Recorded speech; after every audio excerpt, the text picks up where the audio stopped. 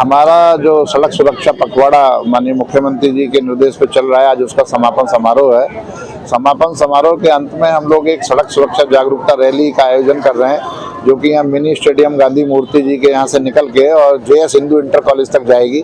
इसमें हमारे NCC के कैडेट्स, NSS के कैडेट्स और हमारे ट्रैफिक पुलिस के सब कांस्टेबल हैं, जो कि स्कूटी और पैदल यात्रा यहाँ से हाथ में सड़क सुरक्षा का स्लोगन लिए हुए करेंगे। इसमें हम लोग आम जन को संदेश देने का प्रयास करेंगे कि स्लोगन में जो लिखा हुआ है ये केवल स्लोगन नहीं है, ये आपके जीवन में यथार्थ उतारने का एक संदेश है कि सड़क पर जब भी चलें सुरक्षित चलें, यातायात के नियमों का पालन करें और अपने जनपद में होने वाली दुर्घटनाओं को कम करने का प्रयास करें।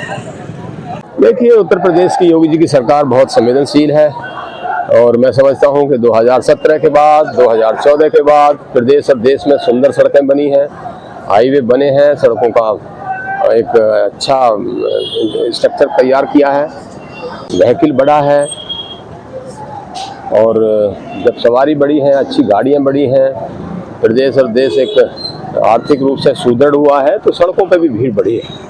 और जब सड़कों पर अच्छी होने की वजह से भीड़ बढ़ी है, गाड़ियों की स्पीड बढ़ी है, तो निश्चित रूप से एक जो एक्सीडेंट है वो बहुत बढ़ रहे हैं।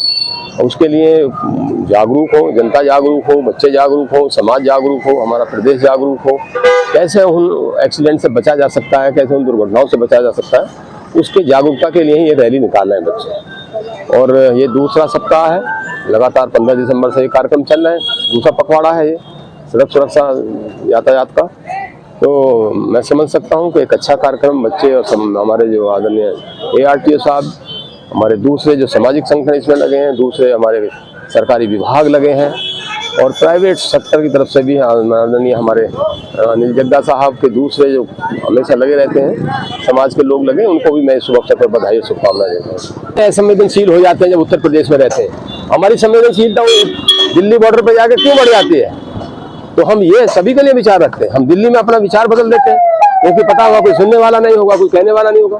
तो मैं यही बात कहना चाहता हूँ कि हमें भी सबसे पहले ढिल्लो साहब को ठीक होना चाहिए, माननीय मंत्री राम प्रसाद गौला जी को ठीक होना चाहिए, तभी हम दूसरों के लिए कह सकते हैं। हम सबको व्यक्तिगत रूप से ठीक हो पहले, तब हम दूसरों के लिए ये बात कहें। हमारा प्रयास रहता है, मेरा तो हमेशा यही प्रयास रहता है, जो आगे जा रहा है उसको आप रोकिए, उसको आगे जाने का मौका दीजिए। मैं हमेशा ये प्रयास हम जीवन भर करता हूँ और उन लोगों को भी कहने का आदेश देता हूँ। मेरे साथ बहुत सारे दूसरे लोग भी होते हैं, उनको भी मैं रोकने का काम करता हूँ कि ये नहीं, हम दूसरों को मौका दें। माननीय मंत्री जी ने ये बात कही कि घर घर उनको अपनी बात कहनी चाहिए।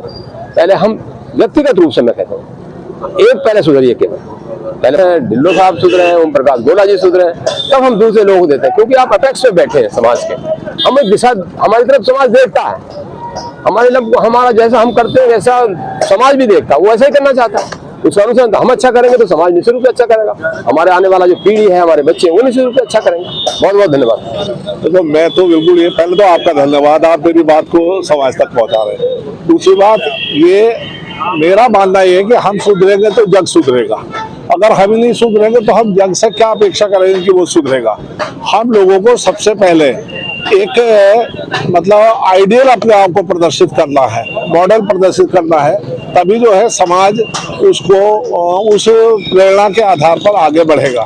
हम लोगों को अपने आप को सुधारना चाहिए और जितने भी सड़क सुरक्षा के वो है नियम है उनको हम लोगों को ऑक्युपाई करना चाहिए। अगर हम उनको ऑक्युपाई नहीं करते हैं तो हम दूसरों से अपेक्षा नहीं कर सकते।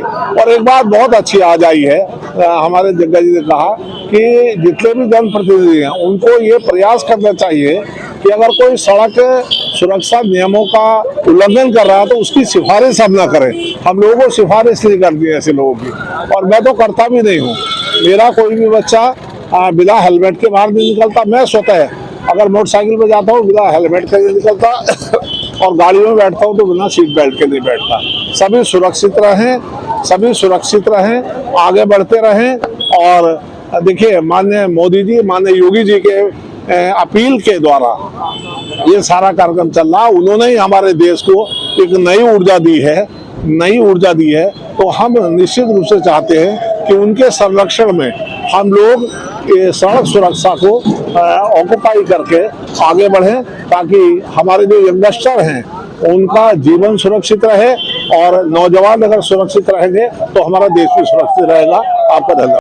मैं अल्लाह को हाजिर नाजिर करता हूँ जोर से बोले यार। सड़क पर गाड़ी चलाते समय हेलमेट लगा करके चलूंगा और अपनी गाड़ी के सभी कागजात पूरे रखूंगा। और अगर मैं कभी भविष्य में बगैर हेलमेट के पकड़ा जाऊं तो पुलिस को यह अधिकार होगा कि मेरा पूरा चालान करे। चालान कर दे तो मालूम है आपको कितने का चालान होगा?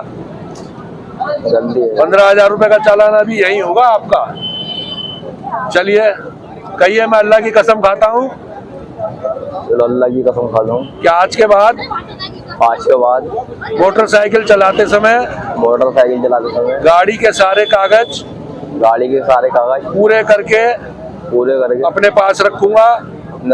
जब तक मेरा लाइसेंस नहीं बन जाएगा, जब तक मोटरसाइकिल नहीं चलाऊंगा, अब बगैर हेलमेट के तो बिल्कुल भी नहीं चलाऊंगा। बगैर हेलमेट के बिल्कुल नहीं चलाऊंगा। हंसो मत बेटा, ना गलती है जो बात है।